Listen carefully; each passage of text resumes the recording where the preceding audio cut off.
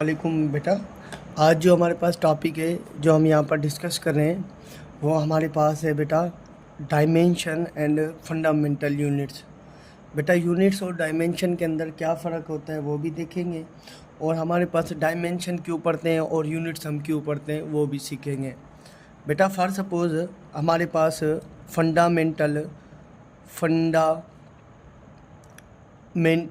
Units हैं, ठीक है बेटा। इसी तरीके से हमारे पास एक यूनिट्स होते हैं जिसे हम कहते हैं ड्राइव यूनिट्स, और बेटा एक और यूनिट्स होते हैं हमारे पास जिसे हम कहते हैं सप्लीमेंट्री यूनिट्स। बेटा फंडामेंटल यूनिट्स जो होते हैं ये हमारे पास इनको कहा जाता है SI यूनिट्स, जो बेटा 1960 के अंदर पेरिस के अंदर बेटा एक मीटिंग हुई थी, उसके अंदर ये डिस्कवर किए गए थे या बनाए गए थे। बेटा इसी तरीके से ये तो हमारे पास था जो है 1960 के अंदर। बेटा बिफोर 1960 में भी हमारे पास कुछ यूनिट्स थे जिसको हम कहते थे सिस्टम ऑफ यूनिट्स। बेटा ये भी हमारे पास 3 तरीके के पढ़ाए जाते थे। एक हमारे पास होता था FPS, एक हमारे पास होता था बेटा CGS, और एक बेटा हमारे पास होता था MKS। बेटा फॉर सपोज हमारे पास 3 क्वांटिटीज़ हैं। एक हमारे पास है लेंथ, दूसरी बेटा हमारे पास है मास, बेटा तीसरी हमारे पास है टाइम। बेटा ये 3 क्वांटिटीज़ हमारे पास, इनके CGS FPS में यूनिट्स देखते हैं। बेटा FPS को हम ब्रिटिश इंजीनियरिंग यूनिट्स भी कहते हैं। बेटा FPS में लेंथ का जो यूनिट होता है वो बेटा हमारे पास होता है फुट।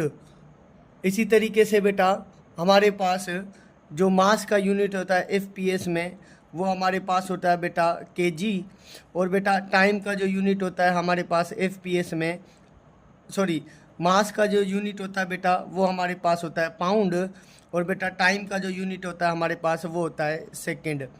बेटा इसी तरीके से CGS में इन तीनों के यूनिट्स देखेंगे तो बेटा हमारे पास होता है कि CGS में जो सिस्टम है, जो यूनिट्स है, लेंथ का यूनिट होता है सेंटीमीटर, और बेटा मास का यूनिट होता है ग्राम, और बेटा टाइम का यूनिट होता है इसके अंदर सेकंड। बेटा इसी तरीके से MKS में इन तीनों के यूनिट्स देखेंगे तो बेटा लेंथ का यूनिट होता है मीटर, और बेटा मास का यूनिट होता है किलोग्राम, और बेटा हमारे पास जो टाइम का यूनिट होता है बेटा वो होता है सेकंड। बेटा ये थे बिफोर 1960 पहले यूनिट्स। बेटा 1960 के अंदर हमारे पास SI यूनिट्स आए थे, और बेटा हम कहेंगे कि कुछ ड्राइव यूनिट्स भी होते हैं, और कुछ बेटा हमारे पास हमारे पास सप्लीमेंट्री यूनिट्स भी होते हैं। बेटा SI यूनिट हम देखेंगे फंडामेंटल जो बेस क्वांटिटीज़ थी उसके यूनिट्स डिस्कस करेंगे।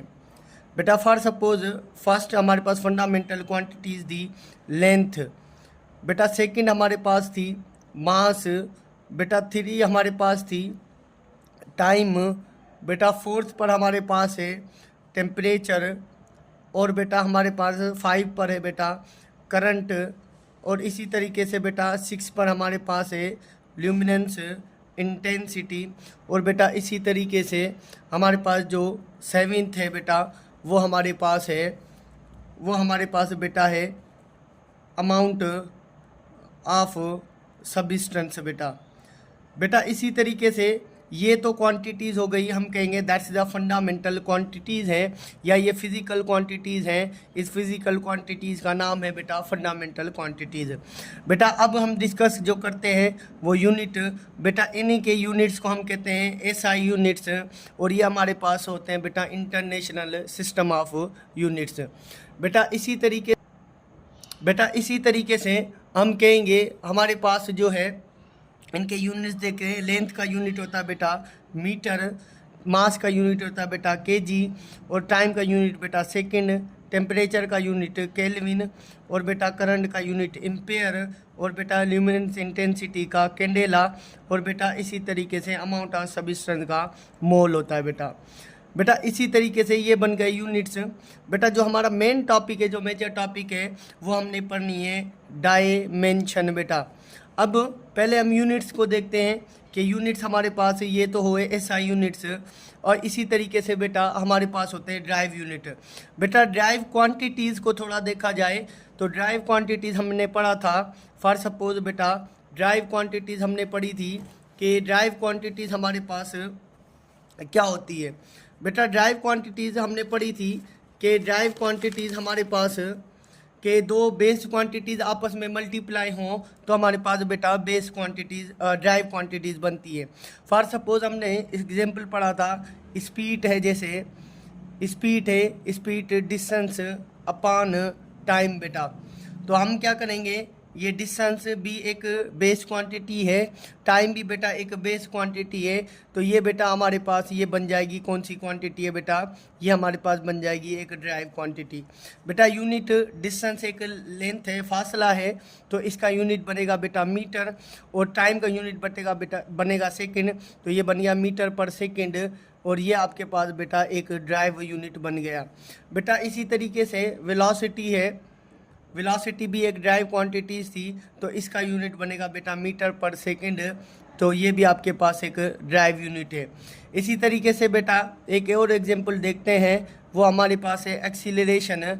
एक्सीलरेशन का यूनिट होता है मीटर पर सेकंड स्क्वायर बेटा, और ये भी हमारे पास एक ड्राइव यूनिट होता है बेटा।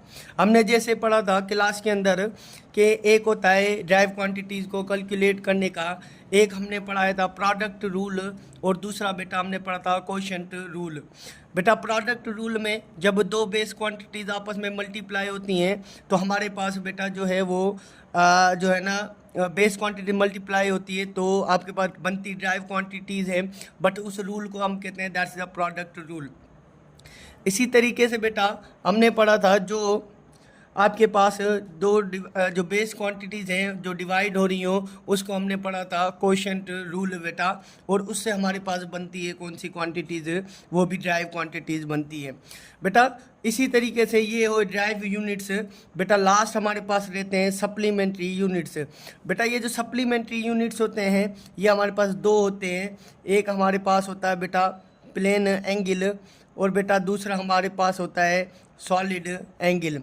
बेटा प्लेन एंगल का जो यूनिट होता है वो रेडियन होता है, और बेटा सॉलिड एंगल का जो यूनिट होता है वो स्टेरेडियन होता है। और बेटा ये हमारे पास लिख सकते हैं, ये होता है 2D, या हम कहेंगे ये सर्कुलर में होता है, सर्किल में होता है, और ये 3D में होता है बेटा, जो हम कहेंगे स्फीयर में होता है हमारे पास। बेटा इसको मज़ीद हम क्लास में डिस्कस करेंगे कि ये हमारे पास किस तरीके से प्रोसेस हो सकता है। और अगर पूछे कि 1 रेडियन किसके बराबर होता है, वो 57 पॉइंट समथिंग के बराबर होता है बेटा। इसी तरीके से हमारे पास जो है वो डायमेंशन को थोड़ा सा डिस्कस करते हैं बेटा। एक चीज़ थोड़ा सा वापसी यहाँ पर समझें बेटा, हमने पढ़ा कि यूनिट्स होते हैं और डायमेंशन होती है बेटा। मैंने आपको बताया कि डायमेंशन है क्या बेटा। थोड़ी सी डायमेंशन की अगर डेफिनेशन लिखें, हम इसे कहेंगे कि each base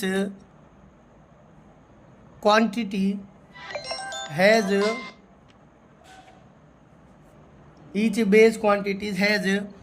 specific symbol written within square brackets, ठीक है बेटा, which stands for equation। बेटा हम क्या करेंगे कि जो डायमेंशन है इस डायमेंशन को हम लिखेंगे तो सही, पर एक रिप्रेजेंट जिस चीज़ से करेंगे वो एक सिंबल होगी बेटा। और इसी तरीके से उसको लिखने का तरीका है कि हम उसको स्क्वायर ब्रैकेट में इस तरीके से बेटा लिखेंगे बेटा। डायमेंशन जो होती है वो डायमेंशन की डेफिनेशन यहाँ पर मैं लिख देता हूँ बेटा। डायमेंशन हमारे पास होती है हाँ देखिए बेटा, डायमेंशन जो होती है इसकी डेफिनेशन होती है द डायमेंशन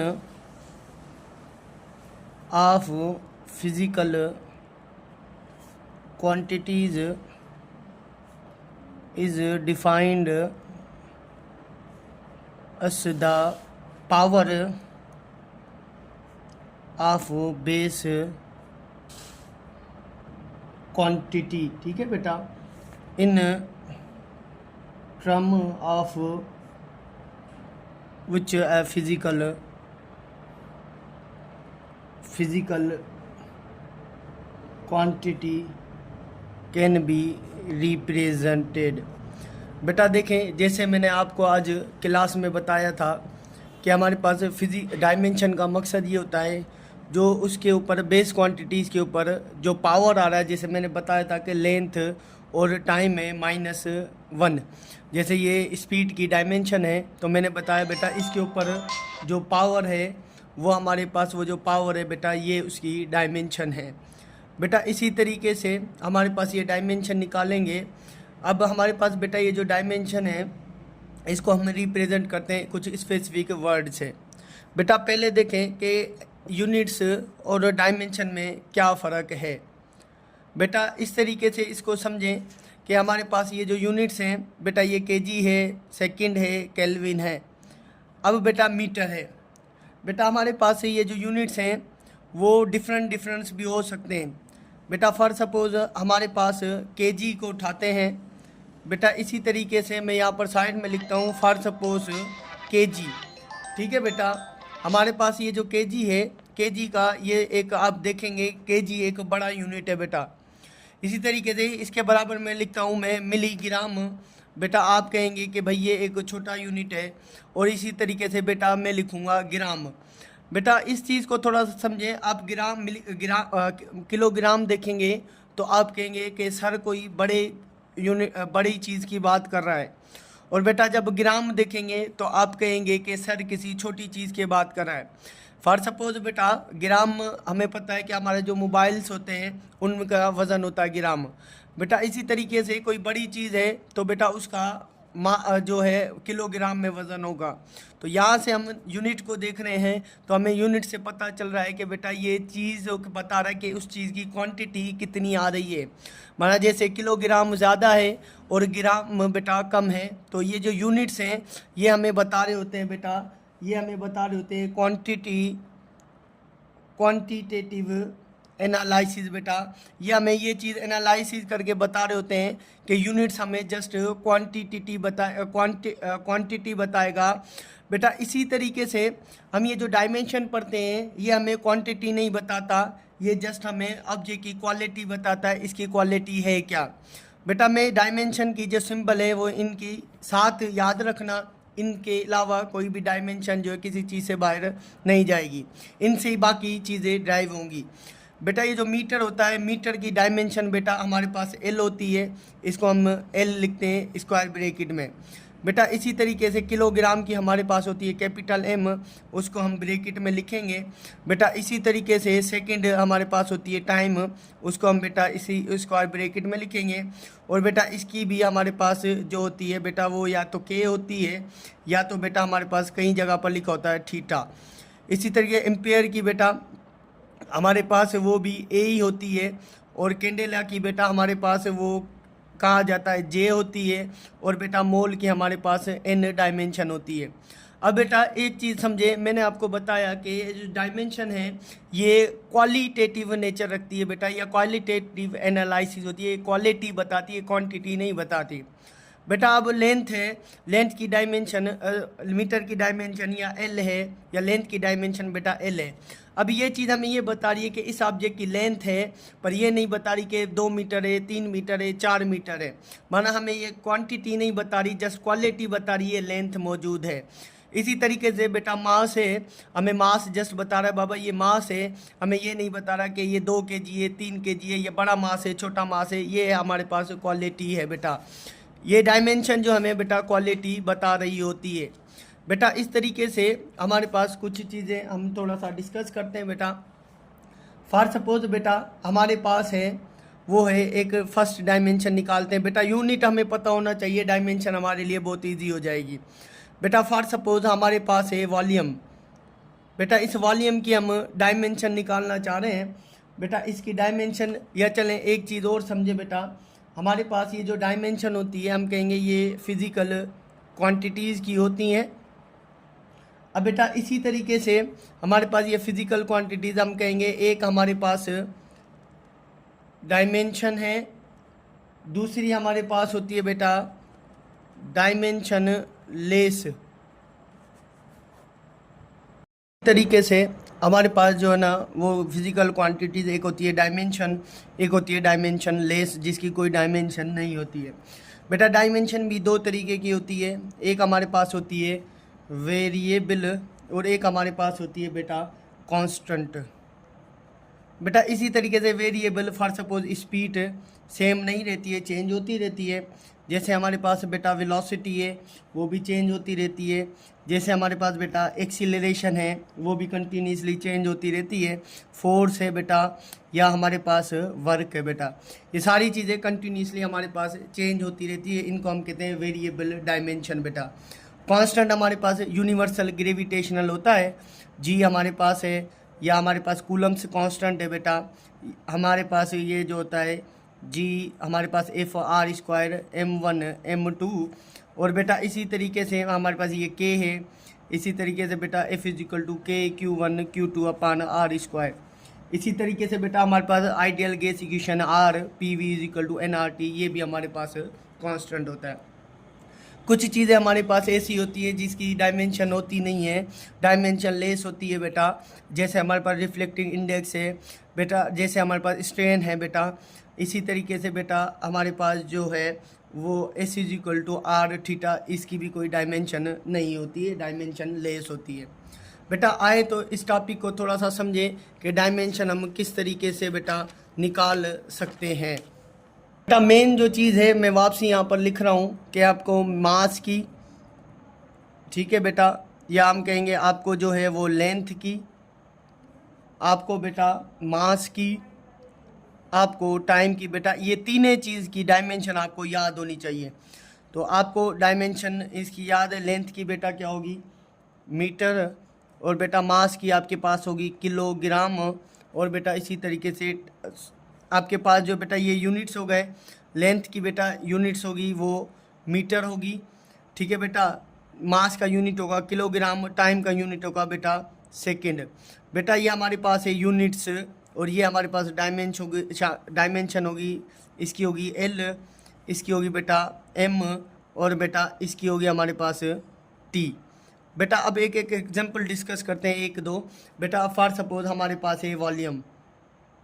डायमेंशन के लिए मेन जो बेटा है वो हमें यूनिट्स का पता होना चाहिए, फिर डायमेंशन आप आसानी तौर पर निकाल सकते हैं। वॉल्यूम जो होता है बेटा वो हमारे पास उसकी लेंथ भी होती है, उसकी विड्थ भी होती है, उसकी बेटा हाइट भी होती है। पहले इसका निकालेंगे यूनिट, क्योंकि ये फार्मूला लिखा है। तो बेटा लेंथ का यूनिट होता है मीटर, विड्थ का यूनिट भी मीटर, हाइट का यूनिट भी मीटर। बेटा मीटर हो जाएगा मीटर का क्यूब। अब ये लिखे मीटर का क्यूब आ गया, ये हमारे पास यूनिट है। इसको बेटा कन्वर्ट करेंगे किसके अंदर, डायमेंशन के अंदर। बेटा देखें मीटर लिखा हुआ है, मीटर की डायमेंशन क्या होती है बेटा L, तो हम यहाँ पर लिखेंगे L सेम लिखेंगे, ब्रैकेट देंगे बेटा, और इसके ऊपर पावर दे देंगे बेटा क्या 3। बेटा ये हमारे पास डायमेंशन निकल आई किसकी बेटा वॉल्यूम की, या इसे हम कहते हैं डायमेंशन फार्मूला ऑफ वॉल्यूम। बेटा इसी तरीके से बेटा आपके पास ये डायमेंशन, हम कहते हैं कि ये डायमेंशन है, हमारे पास ये चीज़ मानी जाती है कि ये डायमेंशन हो गई है। बेटा एक्चुअल में ये हम कहते हैं कि डायमेंशन ये नहीं होती, ये जो हमारे पास इसके ऊपर L⁻³ है ये हमारे पास डायमेंशन है। बेटा इसी तरीके से हमारे पास फॉर सपोज एक और आती है, या फॉर सपोज हमारे पास स्पीड है। अब बेटा ये स्पीड है, अब थोड़ा सा इसका फार्मूला है डिस्टेंस अपॉन टाइम। अब बेटा हमें फार्मूला पता है, अभी तक हमने यूनिट का पता नहीं है। पहले हम बेटा एक प्रोसेस करेंगे कि डिस्टेंस का बाबा यूनिट है वो है मीटर, और टाइम का यूनिट है बेटा सेकंड। अब मीटर पर सेकेंड लिखेंगे। अब बेटा अगर डायरेक्ट आपको यूनिट याद है तो आपको पता है मीटर, बेटा मीटर की डायमेंशन क्या होती है बेटा एल, और टाइम की बेटा डायमेंशन होती है वो टी। बेटा आप यहाँ पर लिखेंगे एल टी माइनस 1 बेटा। ये आपके पास डायमेंशन आ गई किसकी बेटा, आपके पास डायमेंशन आ गई बेटा स्पीड की। बेटा एल टी माइनस 1 ये आपके पास डायमेंशन है। फॉर सपोज बेटा एमसीक्यू आता है द डायमेंशन ऑफ स्पीड। अब बेटा डायमेंशन ऑफ स्पीड आपसे डायरेक्ट पूछ रहा है, या डायमेंशन फार्मूला ऑफ स्पीड ये भी हो सकता है। ऑप्शन ए में देगा एल टी माइनस 1 बेटा, ऑप्शन बी में देगा एल टी माइनस 2, ऑप्शन बेटा 3 में देगा एल टी माइनस 3, और ऑप्शन डी में देगा बेटा नन ऑफ दीज। तो बेटा आपने कुछ इसी तरीके से डायमेंशन निकाली हुई है तो आप टिक करेंगे बेटा ये। अगर बेटा आपके पास इस चीज़ को हम ऐसे भी लिख सकते हैं m0 एल टी माइनस 1 बेटा, ये भी हमारे पास क्या है इसकी डायमेंशन होगी, क्योंकि m के ऊपर पावर 0 है तो उससे कोई फ़र्क नहीं पड़ता है। बेटा एक बात यहाँ पर समझें कि ये हमारे पास डायमेंशन फार्मूला कहलाता है। अगर आपके पास ऑप्शन में ये मिला है तो आप ये टिक करेंगे। बेटा एमसीक्यूज़ का थोड़ा सा दूसरा रुख देखें।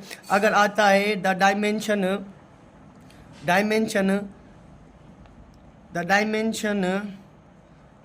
Of length in speed.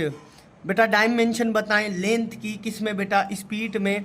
तो यहाँ पर हम और कुछ नहीं देखेंगे, हम इसका पावर देखेंगे। बेटा ऑप्शन 1 में है, ऑप्शन ए में है बेटा 1, ऑप्शन बी में बेटा 2, ऑप्शन 3 में बेटा 3, ऑप्शन बेटा सी में है 3, ऑप्शन डी में बेटा 4। तो आप क्या करेंगे बेटा लेंथ को देखें, कह रहा है the dimension of length in speed. Speed की में डायमेंशन लेंथ की क्या है बेटा, एल के ऊपर पावर कुछ नहीं है, इसका मकसद इसके ऊपर पावर बेटा हम कितना कंसीडर करेंगे 1 कंसीडर करेंगे। तो हमारा करेक्ट आंसर बेटा क्या होगा, वो होगा हमारा 1। बेटा इसी तरीके से एक और एग्जांपल करते हैं। बेटा हमारे पास है एक्सीलरेशन की डायमेंशन हमें पता है। एक्सीलरेशन का डायरेक्ट यूनिट लिख लें। बेटा एक्सीलरेशन का यूनिट होता है मीटर पर सेकंड स्क्वायर। बेटा मीटर किसकी, मीटर का डायमेंशन क्या है बेटा एल, हम सिंपल ब्रैकेट में लिखेंगे बेटा एल।